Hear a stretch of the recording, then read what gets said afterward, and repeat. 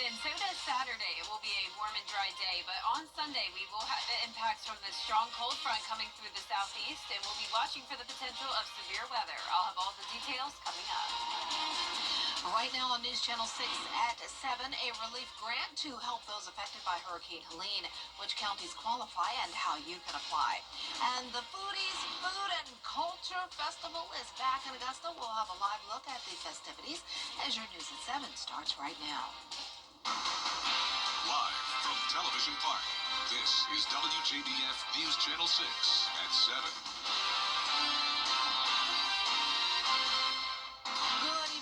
I'm Dee Griffin. Thanks so much for joining us. Coverage you can count on begins as 6 months after Hurricane Helene. Relief groups and programs like the Augusta CSRA Habitat for Humanity are still helping to clean up. News Channel 6's Ellison Hubbard reports. After applying for 2 different grants and showing proof they raised $50,000, the organization was accepted. $100,000 in grant money will help those in Richmond and Columbia counties for now. Now there are 2 versions, Habitat and non-Habitat. Habitat helps those that are Habitat homeowners. Non-Habitat help those who are not Habitat homeowners, but need help with deductible assistance and minor repairs. Once you're accepted, there's a process you must follow. What we do is we go and we see if we can repair it, or we can work with a subcontractor to repair it, and then we go ahead and pay that on their behalf. And if they have insurance funds, they can contribute back, which would stretch our dollars even further. But we cover whatever your insurance isn't covering. There is still piles of debris and damage on many of your homes, and some of you are wondering, how can I afford these repairs? Well, that's where Habitat comes in. We're looking at a solid 3, 4, 5 years before we can really start to kind of put to the back that Hurricane Helene even happened. There are people who, if you drive around, there are still tarps on their roofs. So, I mean, we are still just trying to get the basic necessities for people. So we're prioritizing that when we're making our selections, and we're also prioritizing how can we help as many people as possible and keep the funding stretching out as long as we can. The goal is to help as many families as possible. To find out how to apply, just find the store on our website at WJBF.com. In Augusta, Ellison Hubbard, WJBF News Channel 6. Augusta city leaders are asking for patience from the first check of our weather with Chief Meteorologist Jenna Petracci. Jenna, it was a beautiful day, but some changes are on the way. Yeah, nice week we've had. Other than Monday when it was chilly, foggy, and rainy, we've had really nice warm and dry weather this week. And unfortunately, we do have the high pollen levels with that warmth. You can see we have that hazy sunset as we take a look at our Terry Lambert Hyundai Skyview cam over at Augusta Regional Airport because of the pollen levels. Our almanac shows we had a high of 81, a whole 10 degrees above average, and awfully close to our record high of 85 set back in 1918. Low temperature right around average at 45.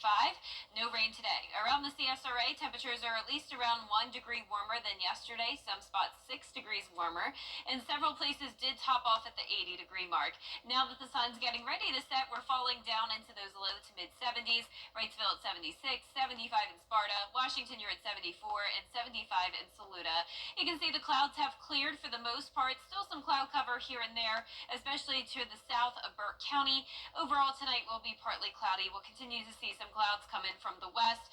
Some storms developing here in Louisiana, and then severe weather across Missouri. So it's all part of this strong low pressure system. A lot of instability in between that warm and cold front, and that will impact us by Sunday morning. You can already see the moisture is starting to increase with dew points into the 50s. We have that southeast wind bringing in the moisture and the warmer air. Winds up to around 11 miles per hour in Edgefield. It's pie day. Fun fact for you, if you're headed out to dinner tonight, might as well get a slice of pie. Good excuse for it. Mid 60s by the 9 o'clock hour, low 60s by 11 p.m. tonight. Won't need to bundle up too much if you're headed out late. Your Saturday looks great. Highly recommend that you get outside and enjoy this weather. We will be up to 84 degrees. It will be breezy, so keep that in mind if you plan on playing tennis or golfing or anything like that. But as we go into Sunday, a good day to stay inside until at least around the lunch hour. We will have that chance of severe weather early on, and that'll be followed by sunshine and a cool down on Monday. Our main threat will be the damaging winds, but we can't rule out some flash flooding and a tornado or two. I'll have more details coming up shortly, but back to you, Dave. All right, thanks so much. We'll see you in a few minutes. Columbia County leaders looking at a resolution to provide property tax relief. This comes after leaders decided to opt out of the statewide homestead exemption. Leaders are now We have finally made it to Friday. Happy Friday, or Friday, as a lot of people like to say. And if you're looking for something to do this weekend and you love food, like me, then a 3-day festival in Augusta is just for you. And we have been covering it all day, and we will continue to cover the Foodies Food and Cultural Festival that's happening right now in downtown Augusta. There are more than 70 food trucks and more than 100 artisans and craft vendors. And they'll line Reynolds Street and Fifth Streets, the Freedom Bridge, the new bridge downtown, and they are ready and well set to help you. Man, food is food and culture. Bring the culture. So what happens is now you got different food trucks from all over the place, and you come together under one umbrella. So it's always a blessing to travel with them, so you get to experience, meet different people, get different vibes, so it's a beautiful experience all weekend. So people just come and gravitate to it, it's a nice thing. Yeah, man. I love that Jamaican accent. Well, the event continues all day tomorrow and then on Sunday as well, and admission is free, so go on downtown and get some good food. St. Patrick's Day isn't until Monday, but you can get a lucky head start on the celebration and find someone to celebrate with this weekend. Maria Smith explains. Here at the Aiken County Animal Shelter, there's always a chance an animal can get lucky with your decision to adopt. It's the goal during the shelter's Change Their Luck adoption event. He's my buddy. We ride, we walk, it keeps me busy. He's just a great dog.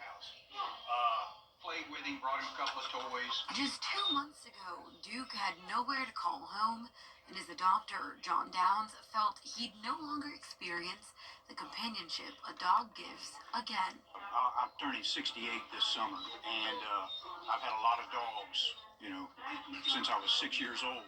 And I thought my time with having companions was running out.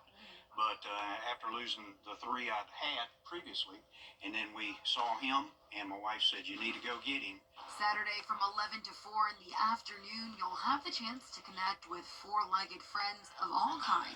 It's basically about changing the luck of our shelter dogs and kind of helping them to find homes at a time when we're super, super full. This event will give you the opportunity to skip the usual fees that come with adopting or purchasing cats and dogs. All of our dogs are fee waived, so we have sponsors for everybody, and then we do have a few cats available too, and they're going to be $10 adoption. The multi-step process to a new family member made a little easier. Very easy process. Came in, told them who I wanted to see, where I'd seen him, and they brought him out, and he was an attention getter. He was a good dog. He caught my heart. With your decision to adopt a new furry friend, you may be the lucky one after all. For more information, visit WJBF.com. In Aiken, Bria Smith, WJBF, News Channel 6. Coming up, a budget battle in the Palmetto State, why the governor is pushing for more funding for school safety after the break. Happy Friday! The females of Yellow Jackets are Spilling the ET. next ET. Tonight at 7:30 on News Channel 6. The budget debates happening at the South Carolina State House could affect the safety of your child's school. Caroline Yaffa explains how. Though the number of school resource officers has grown in recent years, there are still 177 schools in South Carolina without an SRO on campus. It's just one of the things Governor McMaster wants changed by this year's budget. First, with law enforcement officers, but we also wear several hats: mentorship, law-related educators, and things of that nature. Officer Kalima Grant has been a school resource officer for Westwood High School for 4 years. A school resource officer is a member of law enforcement whose goal is to prevent crime and keep students safe in schools. The Department of Public Safety decides which schools receive money for an SRO. The officer's presence in the school, especially in this climate now, is needed. Governor McMaster asked the General Assembly to give an additional $21 million of recurring funds to get an officer in every school. A spokesman for the governor sent us this statement that reads in part, "The governor will continue to urge the General Assembly to finish the job this year and protect the students, teachers, and staff at these remaining schools." But the House Ways and Means Committee provided only an additional $3.7 million to the SRO section of the budget, which falls short of the governor's goals. Representative and member of the committee, Neil Collins, says some counties have spent local money on SROs. Some of the more wealthy districts are trying to get the state to pay for the SROs, and I completely understand that.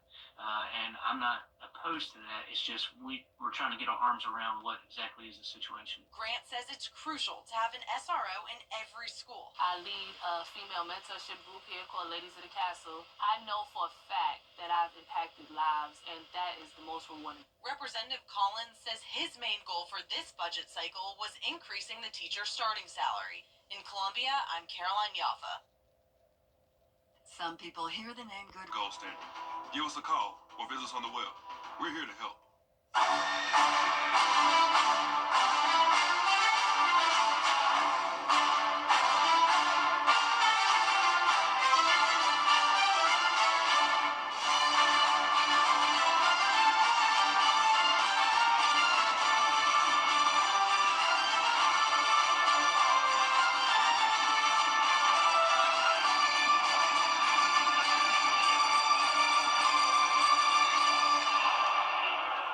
Is rainy weather putting a damper on your day?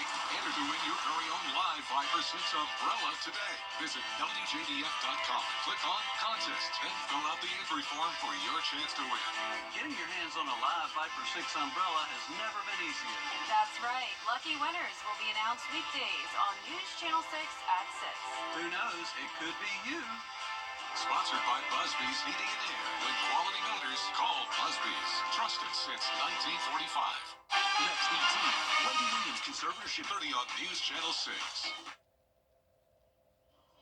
Now, your most accurate forecast with WJBF Live Viper 6.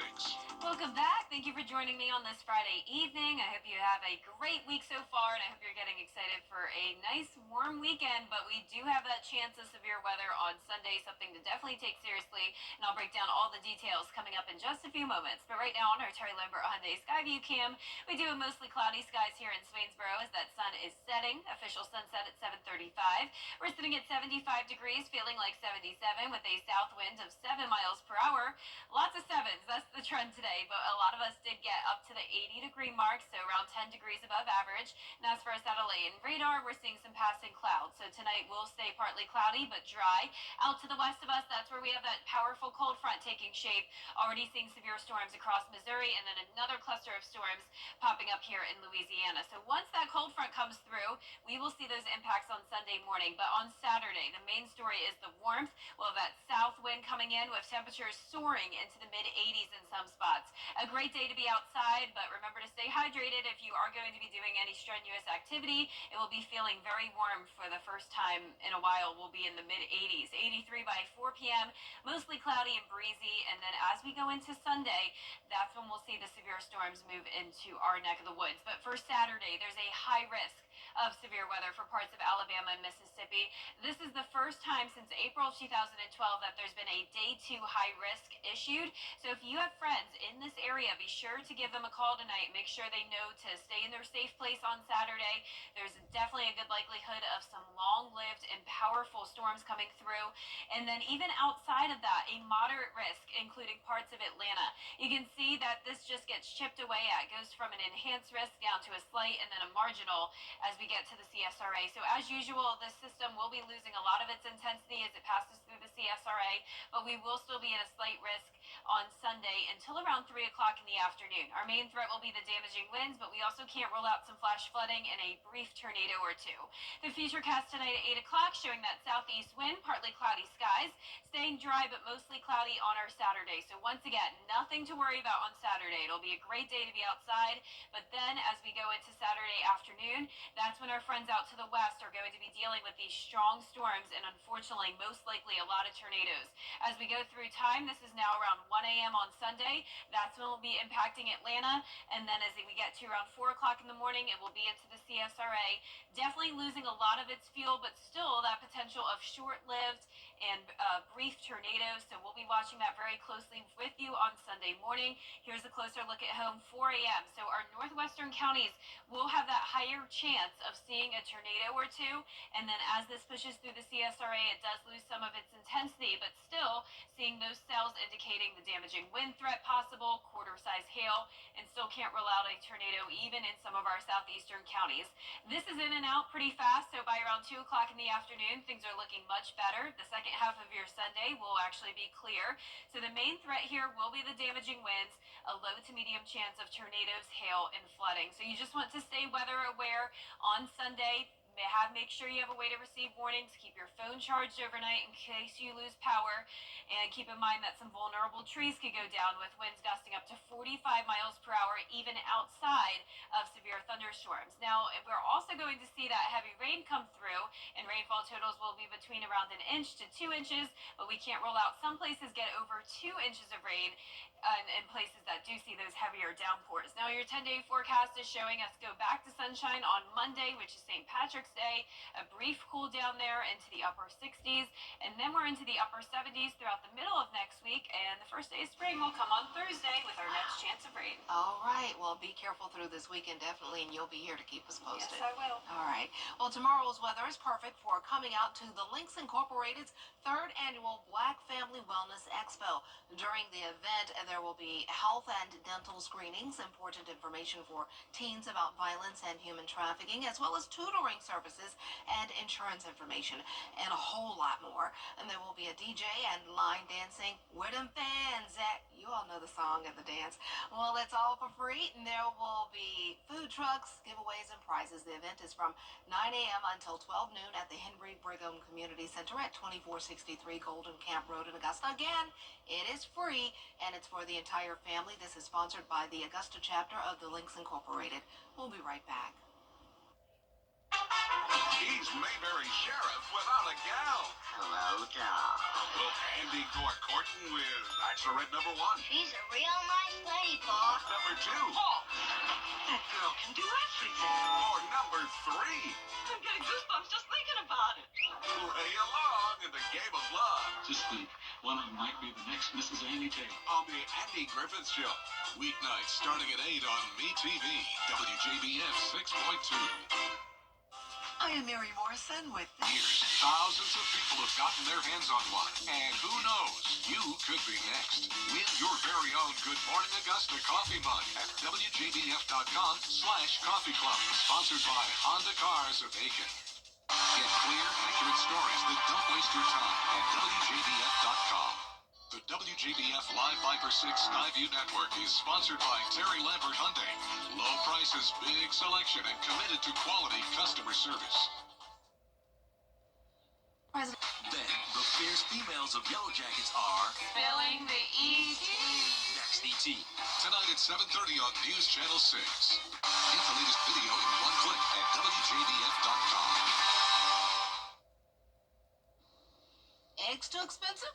Dairy too pricey? Try depression cake. It was popular during World War II when people had to ration certain items like milk, butter, and eggs. Depression cake uses flour for structure, vegetable oil, and vanilla extract. Fill-in for butter to help the moisture and flavor. Check out allrecipes.com or just Google it for the complete recipe. People who've had it say it's delicious. I think I've had something similar. It looks like that cake they used to serve in school. With your lunch. Sometimes when you get some cake and the chocolate there, it looks like it. It looks pretty good to me. I mean, I'd take any type of sweet treat right now. Me too. I just love cake too. I love sweets. And it's pie day. It's pie day. So get That's some right. pie. I already told Joel a few minutes ago. But if you're going out to dinner tonight, might as well get a slice of pie. Might as well. Thanks so much for joining us. Entertainment Tonight is next. Have a great evening and a safe weekend. I'll see you back here tomorrow night. I'll be here. I'll be here Sunday. There you go. We're here always.